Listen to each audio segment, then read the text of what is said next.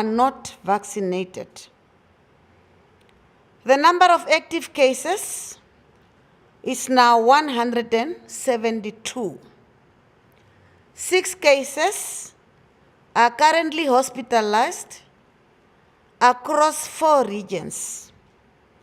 1 hospitalized case is fully vaccinated, while 5 are not vaccinated, constituting 83.3%. 1 case is in ICU, and this 1 case in ICU is not vaccinated. So the distribution of hospitalization of confirmed cases per region is as follows. Khomas, 3 hospitalized cases with 1 in ICU.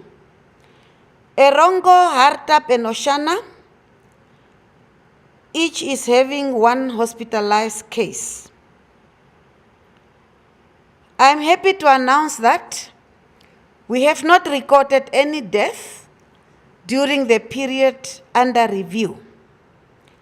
By 26 March 2022, a total of 441,376 people aged 18 years and older have received 1 dose of the COVID-19 vaccine, representing 30% of the target population, which is 1,471,973.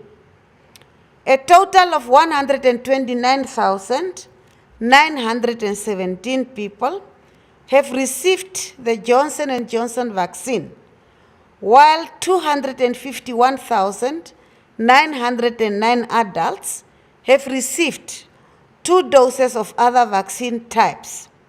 Hence, 381,826 adults have completed their vaccination, and that translates to 26% of the target population. A total of 128 individuals have received component 1 of Sputnik, and 76 have received component 2 of the same vaccine. Hence, a total of 204 doses of Sputnik were administered. 11,478 children aged 12 to 17 years, have received 1 dose of the Pfizer vaccine, representing 4% of the target population of children, which is 307,298. Of these, 4,195 are fully vaccinated. Hence, the cumulative number of people vaccinated with the first dose of the COVID-19 vaccine for both adults and children is 452,854, of which 386,021 are fully vaccinated, and that translates to 22% of the total target population. 38,065 people have received COVID-19 vaccine booster dose. The summary of the national update as of yesterday is as follows.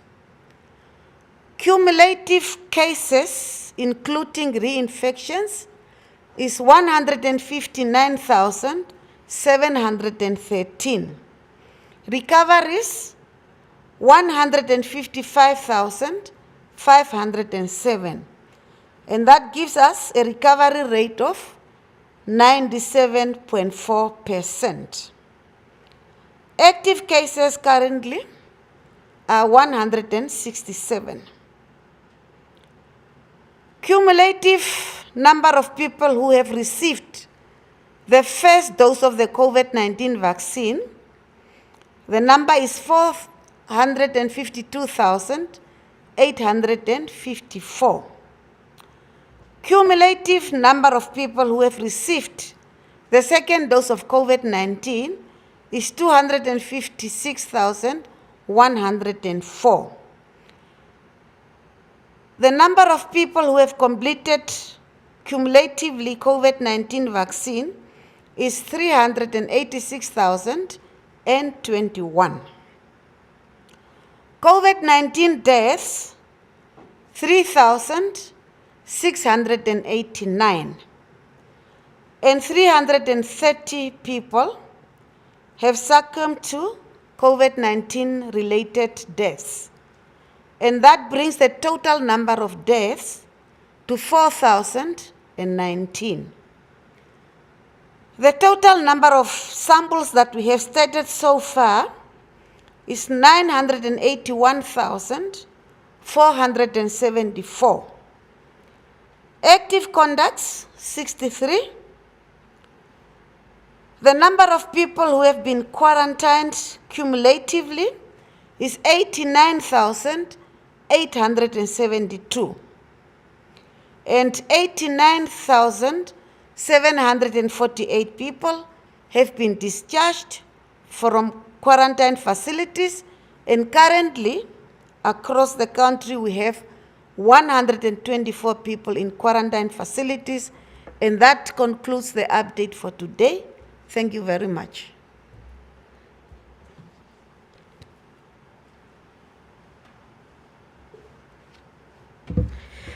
Thank you very much, DM, for that, and it seems like I'm in trouble with you.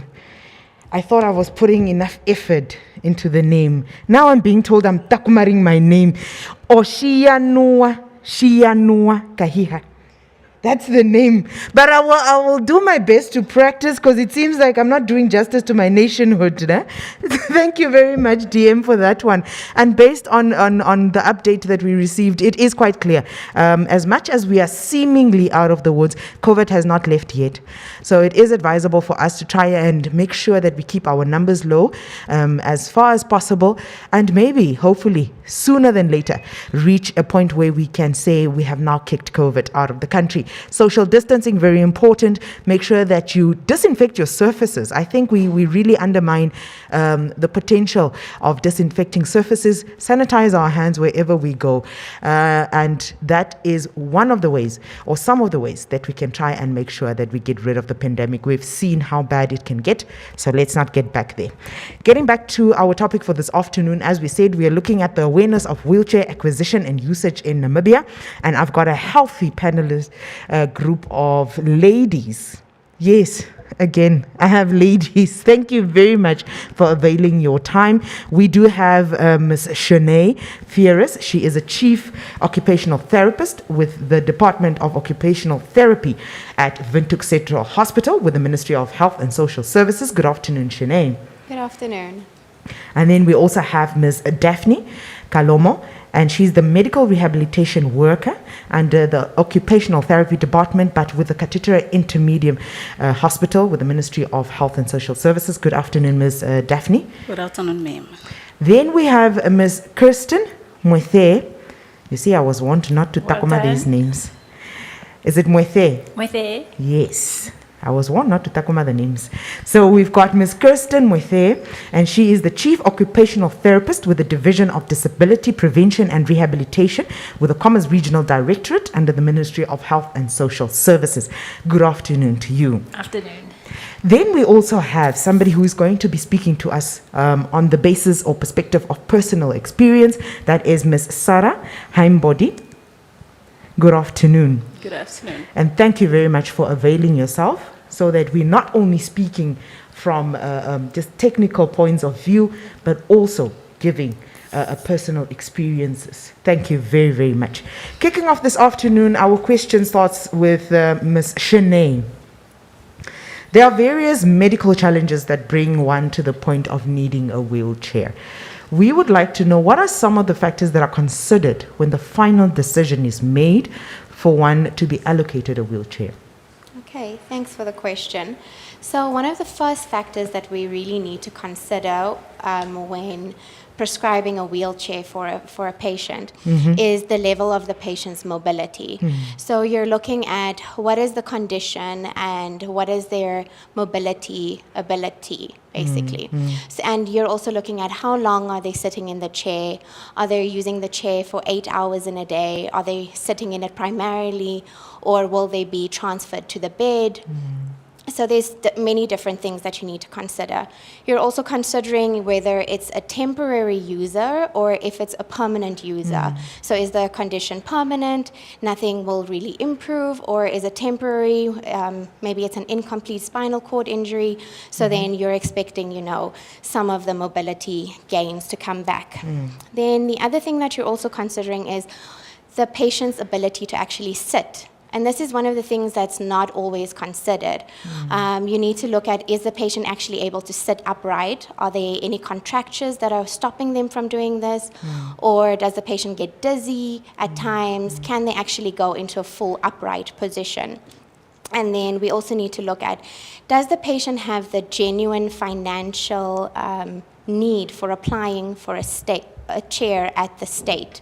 So does this patient really not have any other means of income or do they have medical aid? Because our primary concern is patients who do not have the financial means, and then we provide them with a chair from the state. And then the last thing that we also consider is the amount of care and assistance that they do require, because it is a set of it's equipment. It needs to be maintained. It needs to be cared. And the patient does need the care and assistance that they need. Very much. Okay. Those are some of the requirements. But before we get to the very technical part of things, I would like to ask Sarah, unfortunately, humanity doesn't always prevail everywhere, and people get to experience and go through various experiences based on the states that they find themselves in. And this is a question that really many have been asking.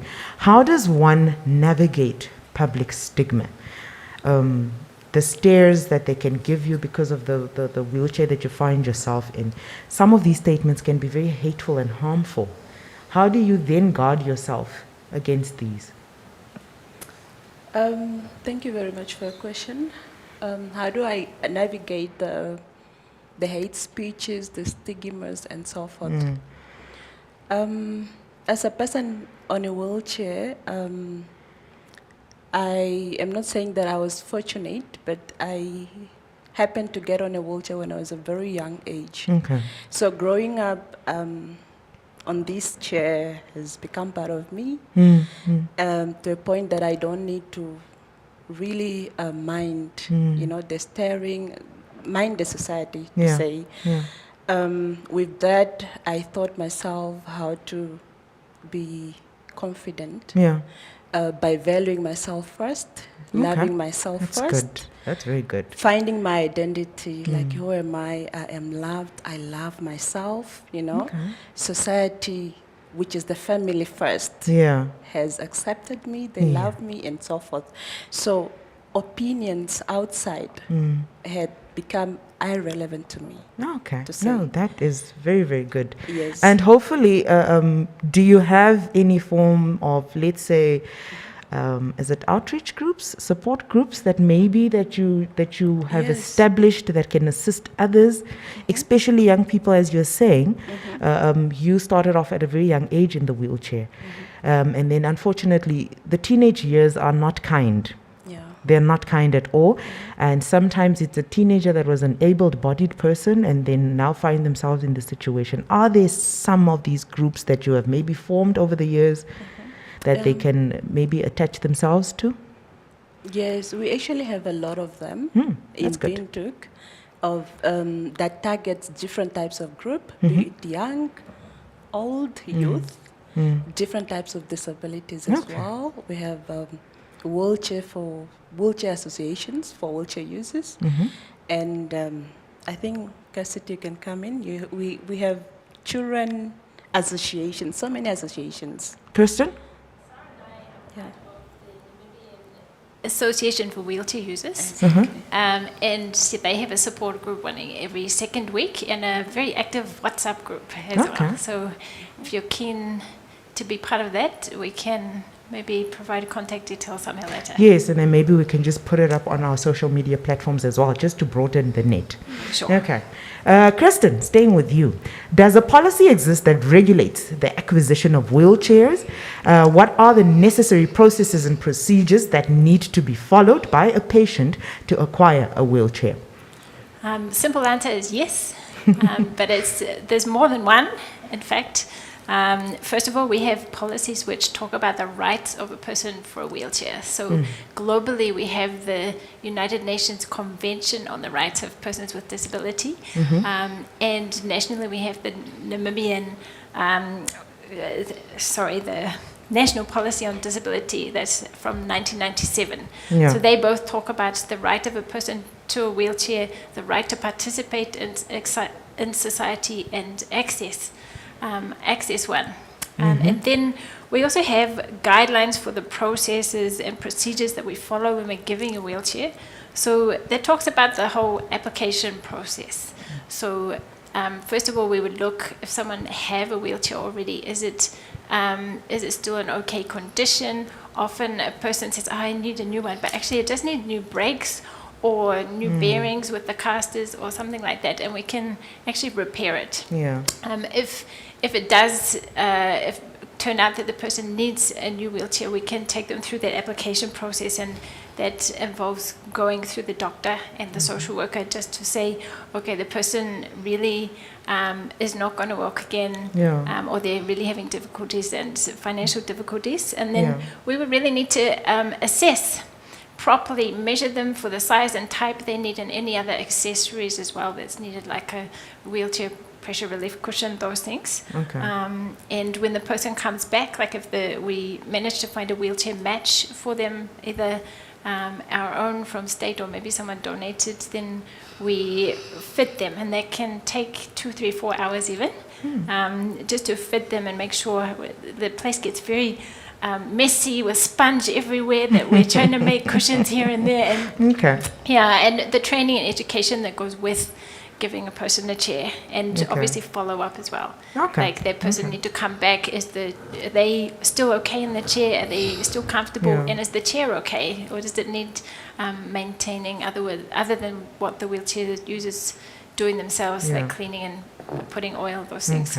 So basically these are processes that have somebody at your facilities guiding the patient through that. It's not something that they have to do on their own, right? Yes. There's guidance definitely offered, and that's why we're here. Okay, that's very good.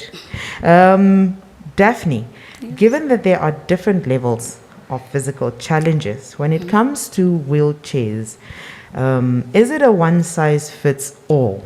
Or are they designed as per the particular patient's needs? I know Kirsten just highlighted that the place can get messy with sponges and everything all over the place, but can you give us a little bit more insight on that?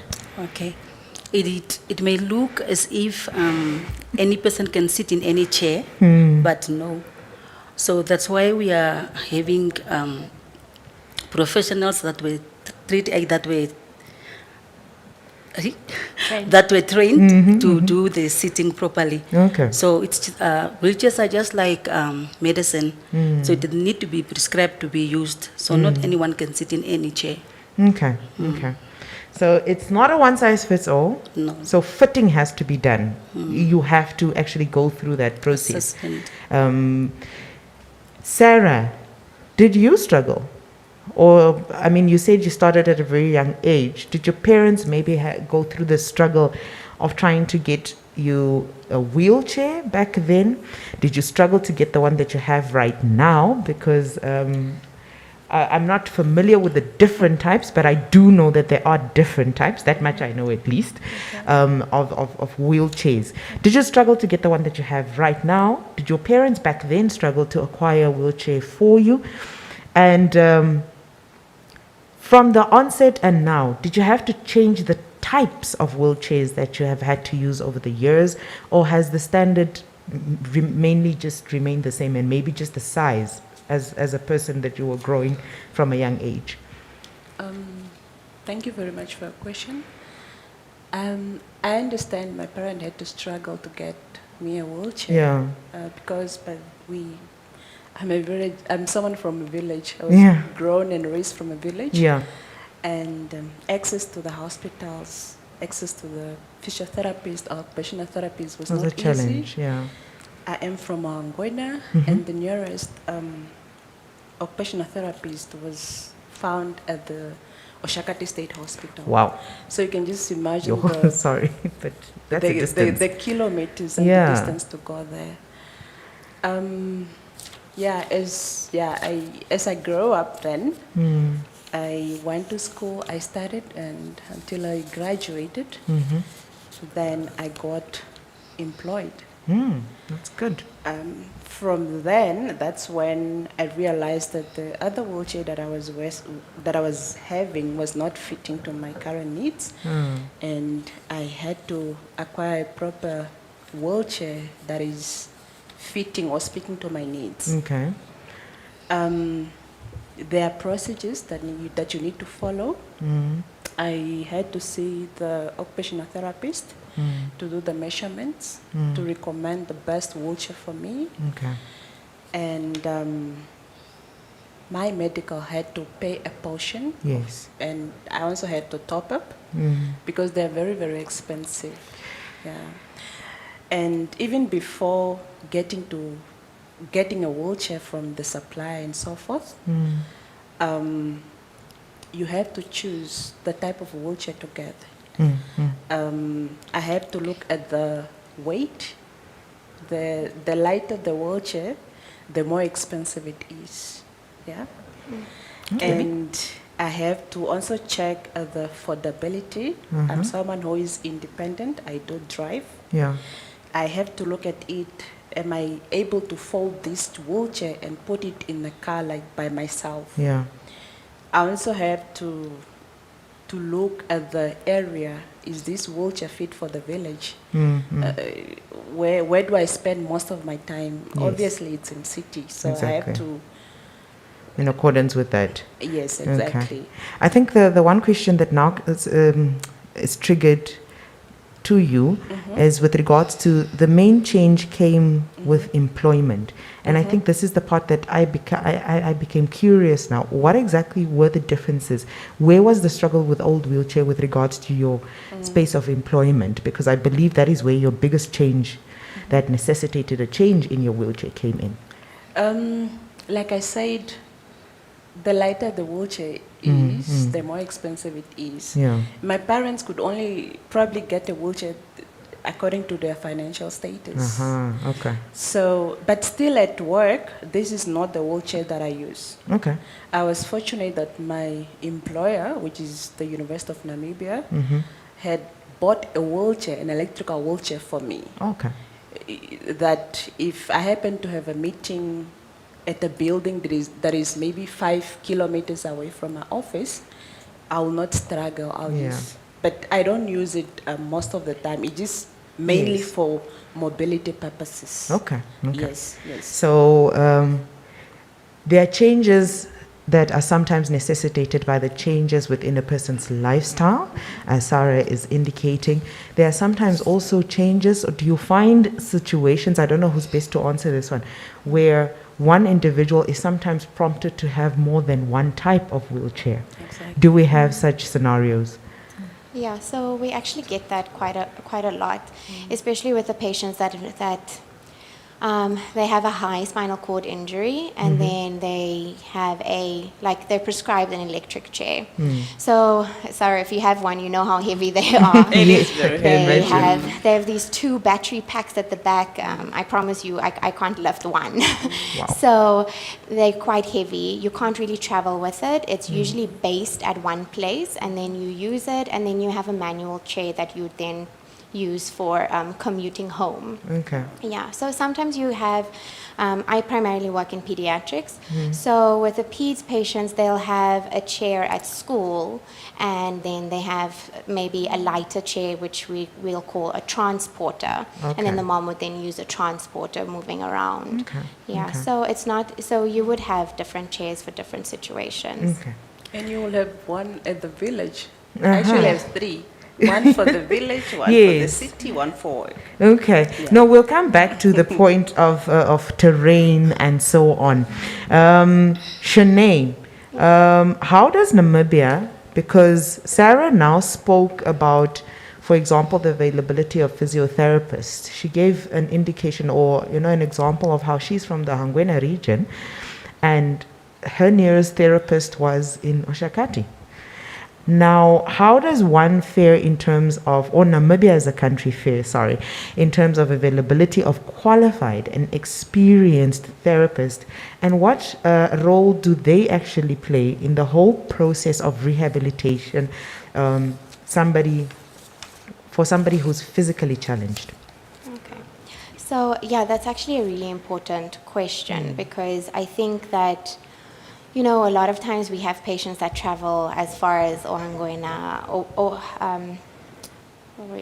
Kunene region, Opuo, yes. Zambezi. And they arrive in Windhoek and they've had to travel all of this way just to see an occupational therapist. So it's one of the things that's really lacking. But sometimes you can contact your local clinic or your nearest hospital and find out who is the rehabilitation professional at the setting. Because sometimes you could find someone like Daphne, who's a medical rehab worker, but she has experience with wheelchairs, so she is actually able to assist. Okay. So it's not to say that you'd find it easily, but I think if you reach out to your nearest hospital or nearest clinic, they could guide you as to where to find someone. Okay. So most of the time the seating is done by occupational therapists, especially ones that have had further training or experience working with wheelchairs, because you cannot immediately just start with it. It takes a process to learn everything. So I think just reach out and we'll guide you. Sometimes I've had people just call me on the phone and then I guide them, and that's how it works. And one thing that I wanted to mention is we're also really excited. UNAM have their first occupational therapy graduates that are actually graduating now in March. April, yeah. So they're going to start their internship program, and then after that, then they could possibly then fill the regions and the districts and provide these services at a more accessible level. Okay. Ms. Kirsten, you wanted to add something there? Yes, just to add to that, I think usually there's a rehab professional in almost every region now, including Ohangwena Sara. So there's someone there, and most of the regions can provide the basics, at least, in terms of wheelchairs. But sometimes specialty cases get referred often to Central Hospital to Shanae them. And we are always upskilling. We try to upskill each other, and the ministry is looking at other ways that we can do that as well. Okay.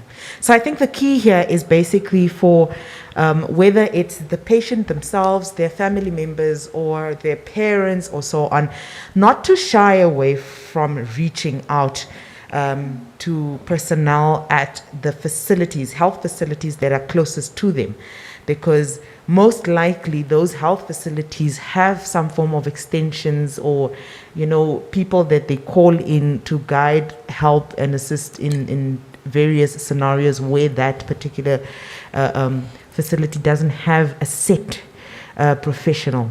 And Ms. Kirsten, what you just said now is it's hope providing. As you said now, that most health facilities in our regional areas have somebody that is vested in the knowledge of how to handle these. I think we can't say most health facilities, but we can say most regions. Most regions. Most regions will have at least a regional person or someone at one of the hospitals. Okay. So whether it's it most be an occupational therapist, a physiotherapist, an orthopedic technical person, or a medical rehab worker. Okay. So There's it's usually at least one, but usually more in each region. Okay. That is good to say. Again, it provides one with hope that work is being done to try and ensure that, the services are decentralized so that people don't have to travel so far to get them. As we know by now, we have conversations on our shows So we always welcome you to add your voice to the show, whether it's through a statement, a comment, or even a question to any of our panelists here. Our call-in line is 061. That's the area code. The number is 400-397. 400-397. That's the number in the studio. On Facebook, that is where we are live streaming from on our social media platforms. You can also drop your comments and questions. Facebook, we are Ministry of Information and Communication Technology, Republic of Namibia. Ministry of Information and Communication Technology, Republic of Namibia.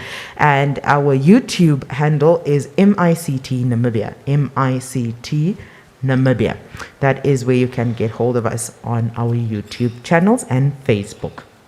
Continuing, we are reminding you or welcoming you who's joining us now. Our topic is awareness of wheelchair acquisition and usage in Namibia. That is the topic for this afternoon. Ms. Kirsten, and I hope after this you can give us a quick demonstration on some of these things that you will be alluding to answering the next question. Wheelchair users, they live in various environments, and I think we kind of shed light to that just now. Some are in villages where it's sandy or rocky. Others are living in cities where we've got ascending, descending paveways. We've got slippery areas like tiling in buildings, especially nowadays when it's raining, you can imagine. Are some of these things or circumstances taken into consideration when a wheelchair is being issued to an individual? Definitely. We really try to consider. And most wheelchairs we get for the country need to really be strong, very tough for Namibia. We do have obviously users like Sarah who are in town. The wheelchair is a bit lighter for moving around and getting in and out of the car, but even Sarah's wheelchair has a very thick, strong metal tubing that it's made of. If we can have that other one though for demonstration would be good. But her one folds a different way. It folds down like this. And in fact, models like this, we call it a rigid frame wheelchair, can even have a boom put on the front, so it translates into a 3-wheel wheelchair for the village. So we can have what's called a hybrid wheelchair like that. Can I grab? Yes, please.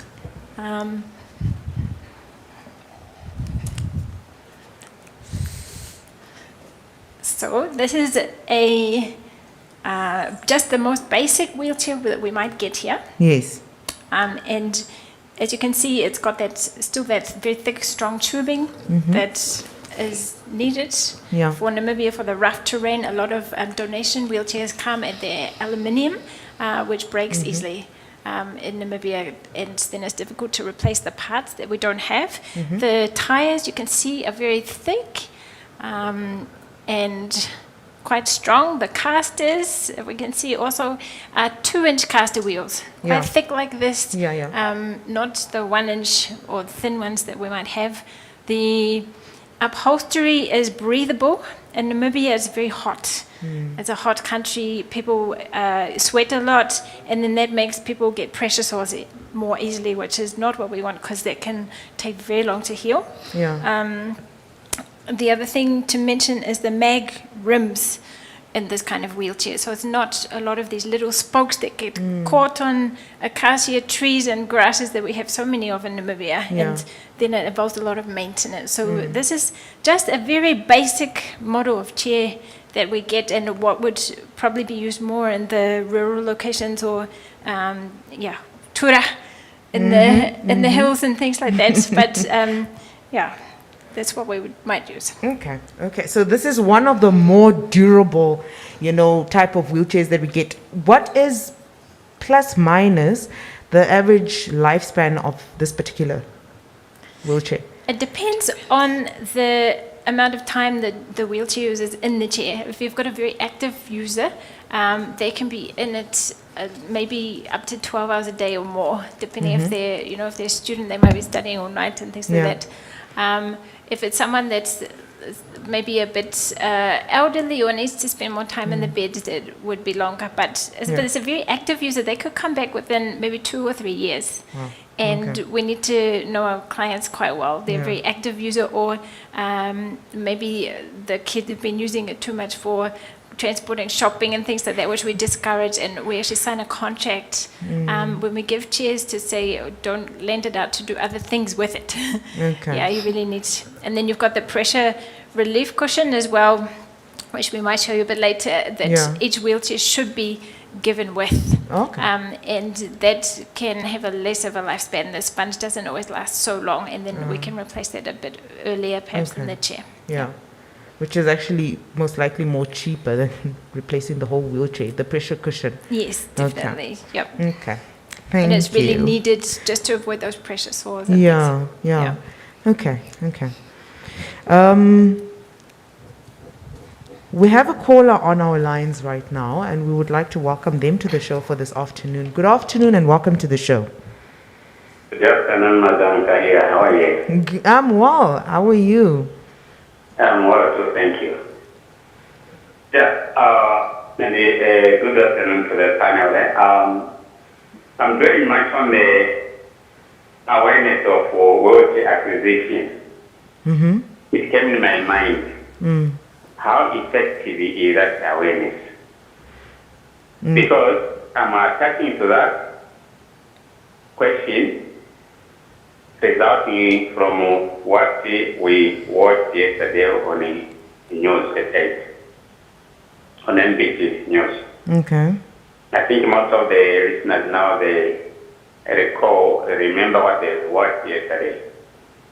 In the Kurenkuru, there was a woman who has been struggling with a condition which needed a wheelchair for quite long. Now, by the good Samaritans who came to her rescue, I remember a school choir from Kurenkuru donated some kind of foodstuffs to her. But the mayor, I don't know whether the mayor of Rundu town council or maybe it's Kurenkuru, they did not take note of that one. Yeah. She's the one who contributed a wheelchair to that woman.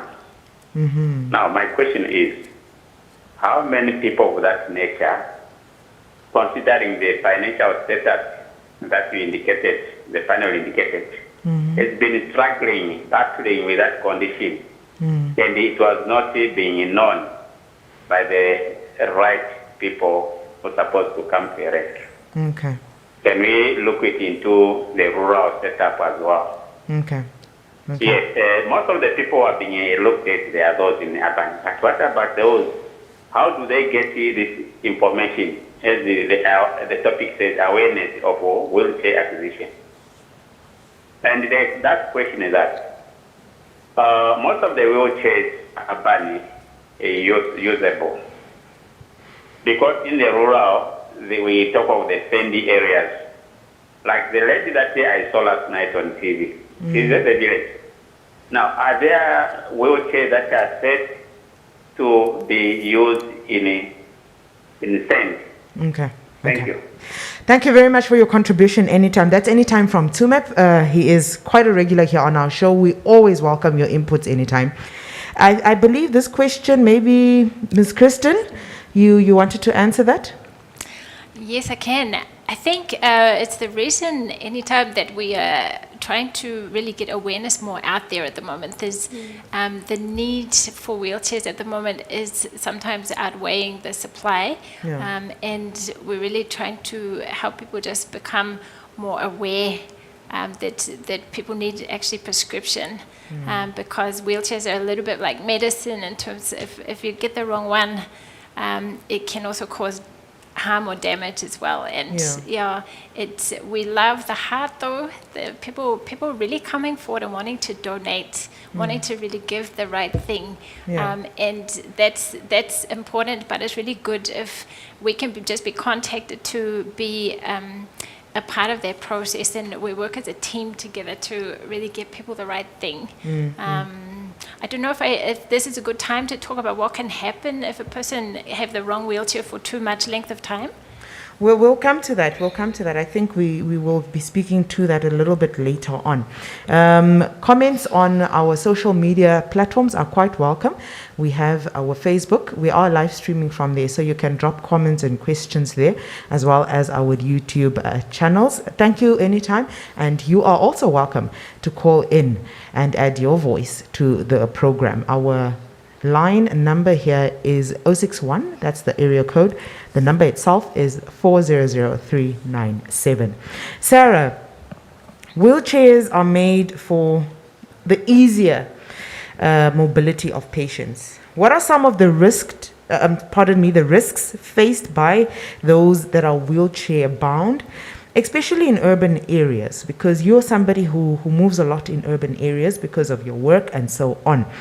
Are there any signs in urban areas to accommodate wheelchair-bound persons and give warning to, let's say, motorists, people on bicycles in these areas?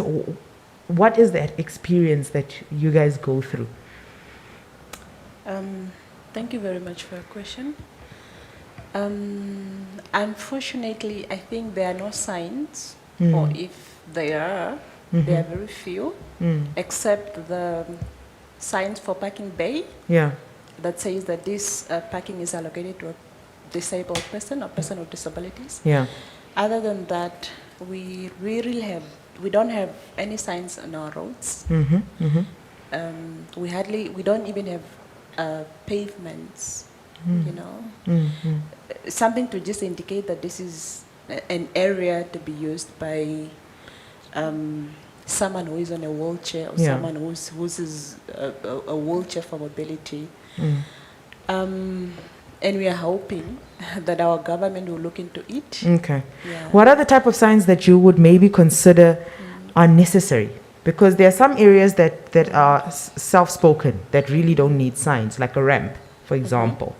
But other areas that one would really think, okay, this is a bit of a tricky one, we don't really need to consider putting up a sign or putting up some form of an alert, whether to those that are not wheelchair bound, to just accommodate those that are, or the other way around. I would say the important places that need signs, such as places such as bathrooms, or an exit entrance or an entrance to say, because sometimes you'll end in a place and you are wondering, where do I go from here? You know, not knowing that there is even an elevator somewhere that can help me. You know, so if you have such signs, if you have such signs around pointing out to, okay, this is the elevator, or elevator is somewhere behind, then there will be of help to us users. So it's the small things that would really go a long way. Yes, it's the small thing. Road signs also, like you spoke about, even at maybe the most important crossings and everything like that. Exactly. Even a guy bumped in Rehab last weekend who ended up passing away, who was in a wheelchair. So it's a very real danger. And people come to us also sometimes with broken wheelchairs. So I got bumped on the road, and luckily people are often okay, but sometimes not. So it is a very real risk. Even on robots. I remember when I was outside abroad, I was very shocked to just see a robot like giving me a light that this is my turn to walk or to cross the road. So if you have such things, then I think that really will help. even be more Especially at designated areas, that the person is aware that there is, in how many meters, a place where I can safely cross without being anxious about how to go on with my life with regards to mobility in these urban areas. Ms. Kirsten, Namibia, as you just spoke, you referred to an individual from Rehab who unfortunately passed on due to being bumped, but he was in a wheelchair already. Now it brings me to this question, where Namibia does experience a lot of MVA or a high MVA rating, and this is mostly happening around various holidays, and more so during our festive season.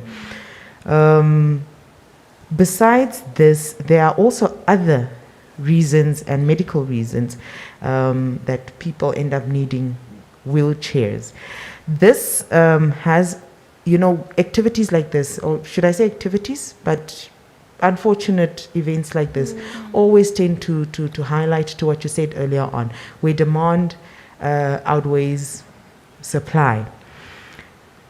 And our emergency rooms, for example, you'll get there and people are being told, no, carry your person. There are no wheelchairs around, or go find a bed rather, because there are no wheelchairs around. So it's really something that is highlighting to us the shortage that is around. Questions do come up. Do we really import everything with regards to our wheelchairs? Everything that is required, whether it's for assembly, manufacturing, do we have local manufacturers who manufacture wheelchairs? If not, have any persons shown any wish to actually establish such factories? And does the ministry support this? Okay, thank you so much for the question. It's really important. We do want to support local business, of course. Currently, the ministry is using local suppliers to obtain most of our wheelchairs, but those local suppliers do import from South Africa and other countries. So most of our needs, the wheelchairs and the accessories with them, come from outside the country. However, the ministry would welcome business from inside the country if the manufacturer, if a manufacturer came, and there has one or two times recently been some interest taken in that. So there's some things maybe in the pipeline, but there's quite a few factors to consider when we're thinking about the manufacturing here. So one is that the Namibian terrain that we've spoken about. We really need strong wheelchairs for this country. But then also there's a large variety of client needs. There's been a lot of illnesses, sicknesses, diseases, road accidents, everything that's put people in chairs, and people have contractures and a lot of things which are difficult to deal with, and we need a large variety of things to give the people. So then that would mean people manufacturing wheelchairs need quite a lot of training in order to deal with this. So training is really needed, and then preferably somebody, a seating assessor with them, for example, an occupational therapist like we've been speaking to, just to give the right advice to people wanting to buy the wheelchairs. So there's a lot of skill needed in the manufacturing. So if anyone's up for the challenge, please come and talk with the Ministry of Health and Social Services, the Disability Prevention and Rehabilitation Division. We would love to engage with you. Okay. Thank you very much. I like the positivity, the prompt to say there is a possibility. We are welcoming it. Please do approach. It's just sad that by now that we still don't have some of these things happening, as with many sectors in our country, actually, because I'm sure this would have been one of those that we could be using to try and mitigate the shortage. We do have a few comments here on our Facebook, and WC, that is Windhoek Central Hospital, has a telemedicine center, but is it catering for the tangible needs of the patients? Has a telemedicine center, that is Windhoek Central Hospital, but is it catering for the tangible needs of patients? Maybe Shanae, you can speak to that. What is a So telemedicine center, I think, is where they provide assistance telephonically. Oh, okay. Yes, to patients. So for the tangible needs of a patient, I can't really speak to whether it's catering to it or not. Okay. From our side, from the occupational therapy department side, we haven't really been involved with it. I think it's mainly the doctors and possibly nurses. So I can't really speak too much about that. Okay. That's fine. Daphne, we are running out of time, but we would like to try and get some of these questions answered because I believe they're very important. What are some of the things expected from a wheelchair user to avoid or minimize possible injuries, and also the maintenance necessary so that in turn, this could play a big role in expanding the lifespan of a particular wheelchair. Just shortly. Shortly. Yeah. Okay, thank you for the question. We check the safety, Yeah. safety and mobility of the patient, whether the wheelchair, the brakes are working and everything. And then we check the transfers. We teach the patient how to transfer using the transfer board. Yeah. If we have time, we can show you later. And then we look at the daily activities, prevention of pressure source using Yes, the yes. cushion, and the training of the user, the caretaker. Caretaker of the patient should also be trained Yeah. how the chair works, and the transport of the wheelchair, there where it comes to how to fold the wheelchair to put it in there, to transport it from A to B, and then the cleaning and maintenance of the chair. Okay. And then we give follow-up for any other issues that may arise. Okay. Nice and concise. Thank you.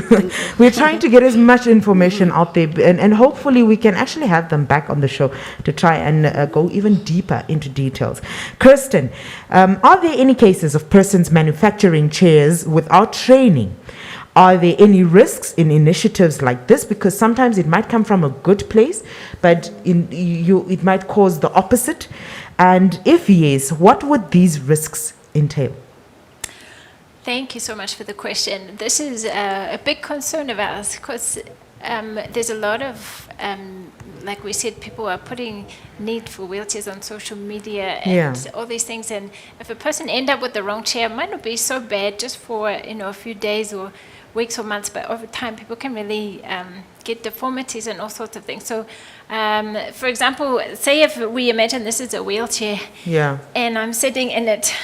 It's actually very big for me. I'm small.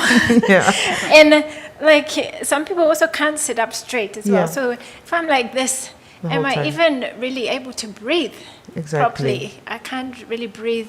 I can't eat. I might even choke. It's difficult.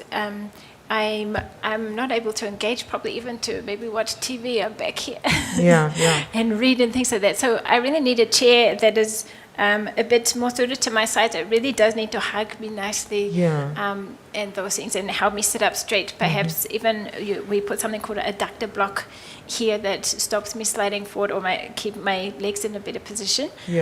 So some of the risks are that I can't do activities properly, like we just spoke about. Another risk is I might get contracture or deformity. For example, I can get a crooked spine from sitting in a chair that's not right for me. I can have feet. I've had patients where their feet come and they're all contracted. They're not even flat anymore because they can't reach the footrest. Another risk is pressure sores. They might forget to bring a pressure cushion. We can check this one with the pressure cushion even. We don't, you must have a pressure cushion to stop the person getting pressure sores. If the wheelchair is too small, I can get pressure sores here. If it's too big, I can maybe get on the sacrum or other parts of me. We want to avoid it. We want to avoid accidents.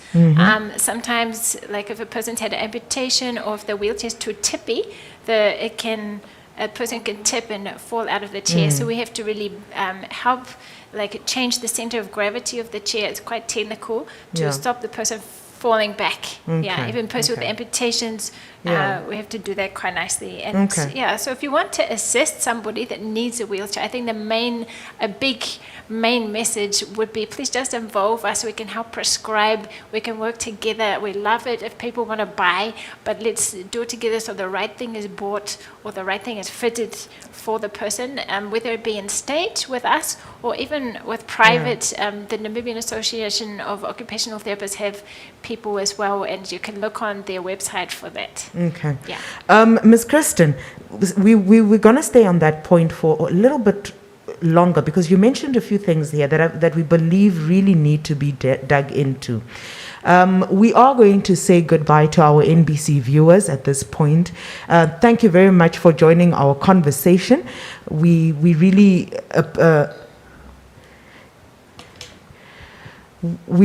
enjoy the fact that you engage with us and so on. So NBC viewers, please, please, please do make sure that you come back to our next sessions. But at this point, we do need to say goodbye to you. But our conversation does continue on the social media platforms. You can find us at the Ministry of Information and Communication Technology, Republic of Namibia. That is our Facebook page. You can also find us on YouTube, and our handle on YouTube is MICT Namibia, MICT Namibia. You can also call in, and our call-in line is 061, that's the area code, and the number is 400397. 400397. We continue with the conversation, and I held Kirsten on to a particular point here. Ms. Kirsten, you were going to demonstrate to us with regards to some of these points that you actually brought up now. Can you please do that? Because I think it is vital that our people get some form of an illustration of what it is that we're referring to when we are speaking about some of these mistakes and risks and so on. And it would be good also if people can have an indication of what a pressure, it's called a pressure cushion, look like. So, because we don't just want somebody to just go out there and buy just any cushion, because they might think as long as I have a cushion, it would work. But not knowing that there are differences and things like material that is used to make these cushions play a role. You spoke about a transfer board, and these are little things that could actually make somebody's life much easier. So please, the floor is open for you to do some of these demonstrations. We'll just ask somebody from our production team to assist you. Rakim will assist you here with the demonstration. So the pressure cushion. So it's actually not a flat pressure cushion. If I take the cover off, the cover is, most of them, we try and get waterproof ones, because often a lot of our users have a bit of incontinence as well. We don't want the sponge to deteriorate quickly. So if we take the pressure cushion off, the cover for it, it looks like this. No? It's actually not flat, because if you look at the wheelchair, it's also not flat. It's a hammock shape. And we don't want people's pelvises to be really malaligned, which can also cause problems in arthritis later in life. So it looks like this. It's also got this curvy shape and a heavier sponge, chip foam sponge on the underneath that we call it. And then on top is the flat part, and the part which is more squishy and can mold to the body and And it's also thicker at the front. You saw that picture just now. It's thicker at the front because my bottom needs to be at the back here, and it stops me sort of sliding forward and slumping too much in the chair. So we teach the person to really sit far back in the chair with their back right there, and then they're sitting in a nice position, nice and upright. It's going to keep my spine aligned. Yeah. So you can see it better like this. Yeah, so that's all about the pressure cushion, and we actually say pressure relief cushion, because we have to relieve the pressure. And the cushion cover, wash it regularly. Yes. The transfer board, I think Daphne had really wanted to demonstrate what is this for. Okay. Should I come there?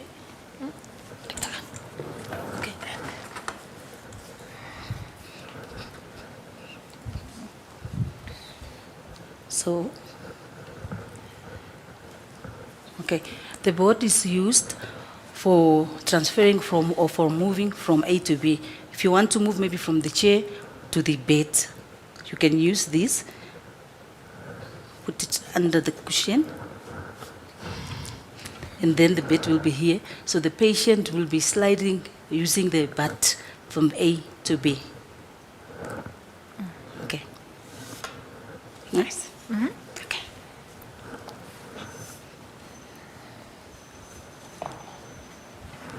Daphne, quick question with regards to the transfer board. Are there different sizes made for different people, or is it a one size fits all? The board? Yes, the transfer board. No, they are standard. They are all standard? Yes. So are there any, I don't know, should I say clues, hints guidances that you guys give to just try and ensure that the board doesn't result in unwanted injuries? Instead of it being an assistant tool, now it ends up being one that causes damage. Can you Maybe I can answer. Yeah. So the board isn't usually prescribed for everyone. So Okay. you usually prescribe the board when the patient is considerably weaker Okay. than another, or they're able to do the bum shuffle on their own. Okay. So then you would then prescribe a transfer board. So you really need to look at the patient's ability to understand instruction, their capability, what are they able to do, who's going to assist them. Is the patient, like let's say for instance, it's an older person that needs to be transferred and they're too heavy, then you would prescribe a transfer board just to assist the caregiver to then gently just scoot them over onto the bed. Yeah. So it's really anything related to the wheelchair. It's really a one size fit all thing. You really look at various different factors, even with a transfer board. Okay. Yeah. Okay. So in the case where, for example, you sometimes get these, what do they call those? They're like donut shape. Okay. Oh, Can somebody use something like that in the case where they don't have a pressure cushion?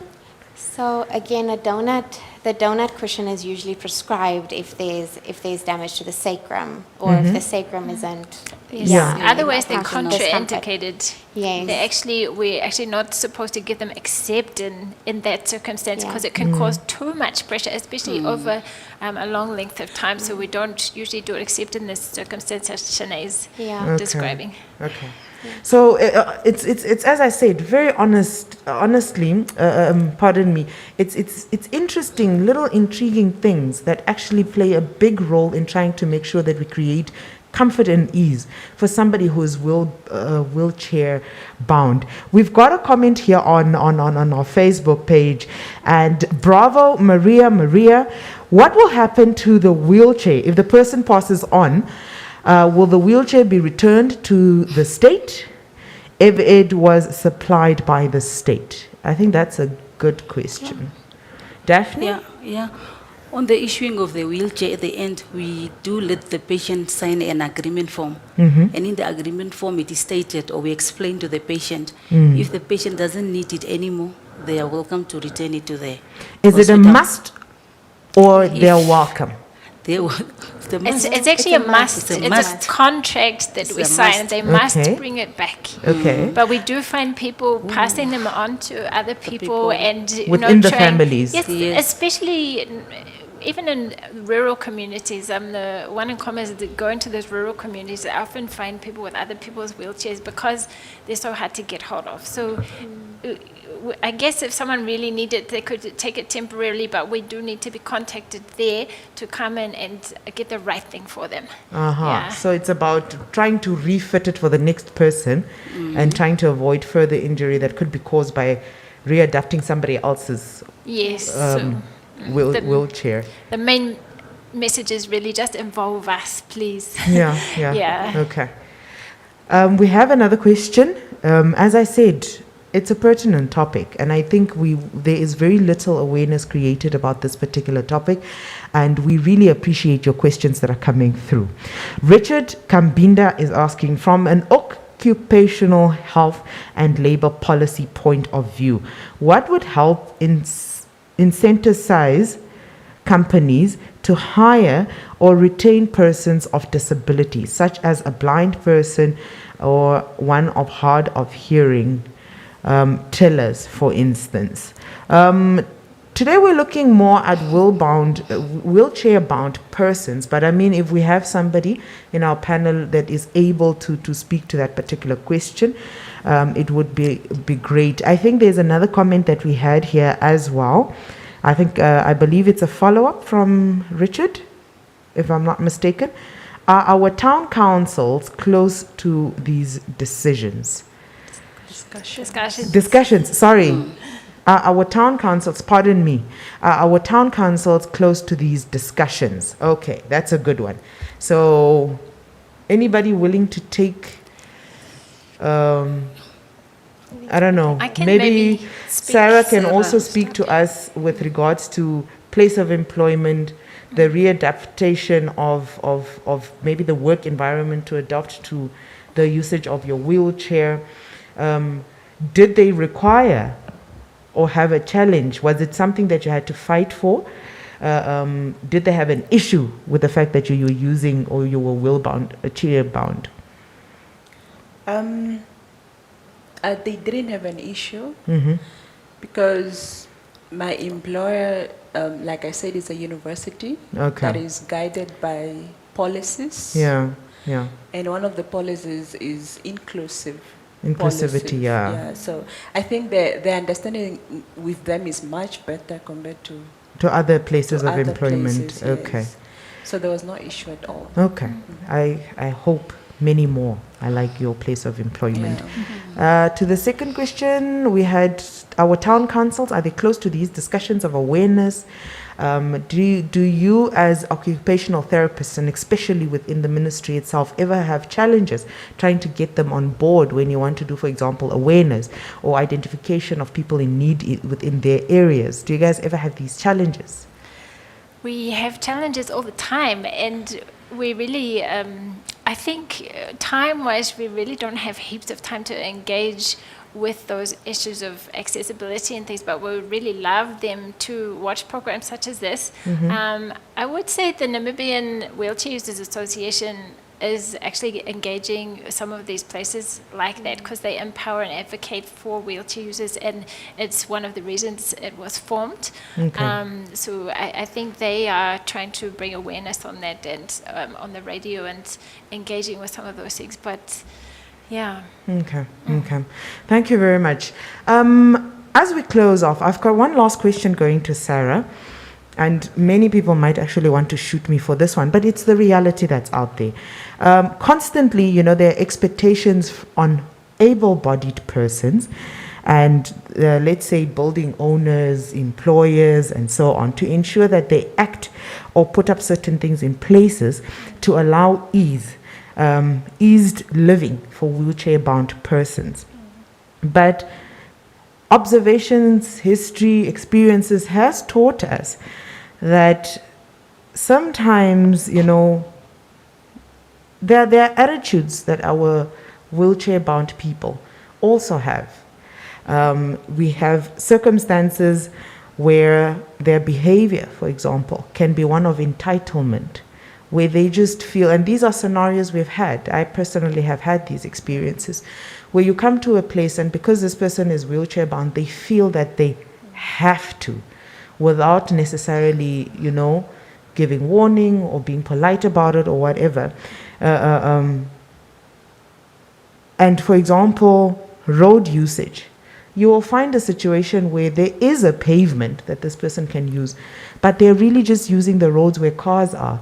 And the person who's driving the car in the incident, unfortunate as it could be, is most of the time the one that is blamed. What is your word to fellow wheelchair-bound persons with regards to some of these things that I mentioned? Okay. I understand attitudes comes with so many different reasons. Probably the person is very stressed. You don't want to be on a wheelchair. The person is coming from a home that did not accept them. So they, they carry, project. Yes, they carry all those things, and they assume, everyone is like the same, or everyone is like their background. Yeah. And it's always not the case. Like I said before, you just need to understand. Being on a wheelchair is a learning process. Okay. You learn to live with others. You learn to understand your community where you are in. You learn even the disabilities. I do not know it. I'm on a wheelchair, but I'm still learning. So it's just a matter of learning and accepting that we are different. Yes. I think the key here, what I'm taking home, is the fact that we need to understand and accept each other in what forms that we find each other in. We don't necessarily dictate our lifestyles and how we end up in certain situations. It's not always under our control.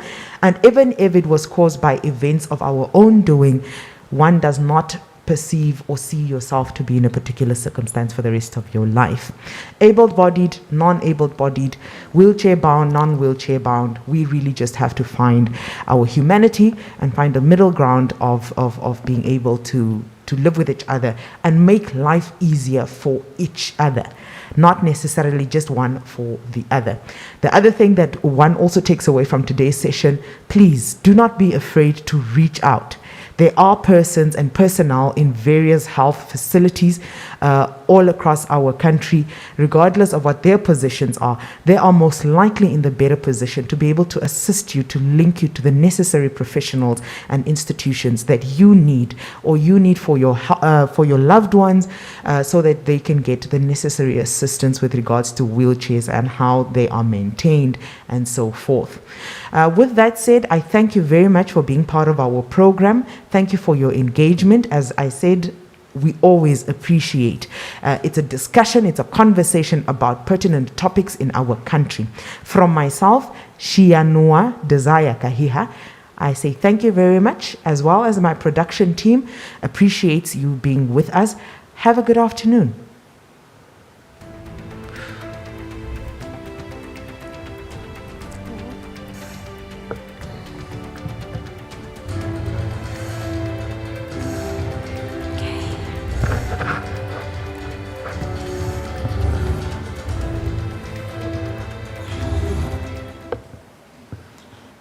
Well done, guys. Well done, presenter. Also, it's tricky. There's so much into it that